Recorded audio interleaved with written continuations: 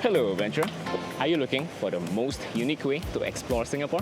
Where you get to see all the most iconic parts of the city up close, at your own pace, without breaking the bank? Well, this video is for you. I'm Tommy, your local Singaporean, and in this ultimate video guide, I'll be sharing with you how to safely and conveniently start a cycling adventure in Singapore. Let's begin. Singapore has been gearing up to be a bike-friendly city.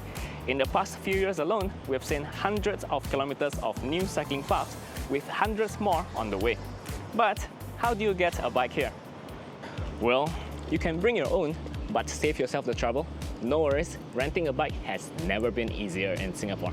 First, there are these bike rental shops across the city, which generally offers good quality 6-geared bikes for rent that will be comfortable to ride for a long distance. You can simply walk in or book in advance online. Rate is about $15 to $20 per hour and $40 per day. Or save 5% on your rental fees by booking in advance online. However, you will need to return the bike to the same shop, so you'll need to stick to a circular cycling route. Or you can rent a bike using bike sharing app, like what I just did here. Their bikes are very basic. Comes with 2 wheels, a basket, bell, a kickstand. The family version comes with a child back seat, and the newer bikes have a phone holder. But the biggest downside, their bikes have no gearing. As a result, you have a very hard time going up slopes and your top speed will be pathetic. But then again, this might be a feature instead of a bug, because we'll be sticking to the footpaths. So lower top speed is actually safer for everyone. Moreover, sometimes the brakes are very weak or non-existent, so in short, bike quality is not a guarantee. You'll have to be above 16 years old and you need 1 account for each bike that you rent. However, why I prefer getting a bike from the bike sharing app is because of the flexibility. Unlike rental shops, I can rent and return a bike from any of the bike parking lots, and there are a lot of them, so it's not really an issue. As long as there's a bike there, I can rent one, and as long as there's a parking lot, I can return the bike. It feels like I can get on and off as and when I like to.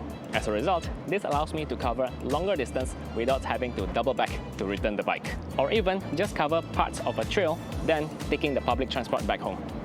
To get started on a bike-sharing app, download either AnyWheel or HelloRide.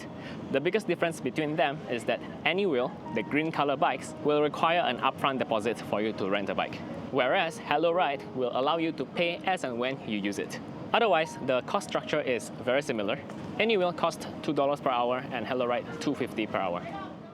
Download the app of your choice in advance and set up your account before your departure to Singapore, because they will send you a code to your phone number that you will need to activate the account. Rent your first bike for free by signing up using my referral links over here. Just scan the QR code for the app you want to get. Now, getting a bike is as easy as 1, 2, 3. Just whip out your phone and open your app. On the map, you'll see a lot of bike icons. These are all the bikes that are available to rent. And you'll see a lot of Ps. Ps. All these Ps are the legal bike parking lots, but I'll touch more on that later. Once you find a bike that you want to rent, click Scan on the app and aim at any of the QR code that's on the bike. Minimally, you want to check if the brakes are working, and the seats are also adjustable, so you can definitely find one that fits your height. Once everything is fine, click Confirm and wait for the beep. Hello! You're ready to ride! However, beware, you cannot just pee anywhere you like. Only at designated spots that's marked as P on the map. But no worries, there's a lot of Ps all across the city. It'll be easy to find one nearby wherever you're going. Usually these Ps are marked with yellow boxes, or at nearby train stations, usually these have lots of bike racks, very obvious to see. In every P location, there should be a QR code. But sometimes it's very annoying. There's a yellow box, there's bikes obviously parked there, but I cannot find a QR code. So make sure that you can see the QR code before you end your trip on the app. Now, let me show you how to park. Once you find a nice place that you want to park in, just slot your bike in and go back to your app, click End Trip. It will lock the bike, then it will ask you to scan the parking lot QR code. It's all the way there.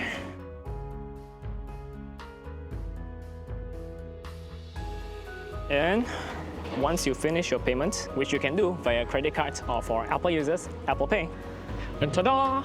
You're done with your cycling adventure. But if you're only doing a short stop, let's say for sightseeing or for lunch, you can park your bike and don't end the ride. Because if you end the ride, your bike will be available for other people to rent. So if you do that at a very high demand area, your bike might get rented by someone else, then you have to walk back. However, the meter will continue running. So now that you have your ride, here are the best routes that I would recommend. For the shortest but the most rewarding route, do a small loop around the Marina Bay. You'll meet the Merlion, the Esplanade, and the Marina Bay Sands. Plus admire all of the nice things around the bay. A loop around the Civic District will also be really cool. You'll get to see the chimes, the St. Andrew's Cathedral, the National Gallery, the Victoria Theatre, and the Parliament House. Both these routes take less than an hour to complete, with plenty of stopover time for sightseeing. However, for a real cycling adventure, you must do the Uterus Loop. Don't worry, the name will make sense later. You can start anywhere along the route, but let's say you're starting from Esplanade, follow the Marina Bay going anti-clockwise. Past the Merlion and the Marina Bay Sands, keep going straight into the Gardens by the Bay, where you can get off to explore the Flower Dome or the Cloud Forest. Then cross over via the Marina Barrage. Cruise along the Marina East and cross the bridge to get to the National Stadium, which is a very cool structure to admire. Next, continue riding along the water's edge, which will take you to Geylang, a paradise for food lovers and lovers, if you know what I mean. Next, cross over into the Kallang Riverside Park. This is one of my favorite serene waterside picnic spots in the city. Cross over the Rochor Link Bridge, which offers another detour into the culturally rich Kampong Glam area.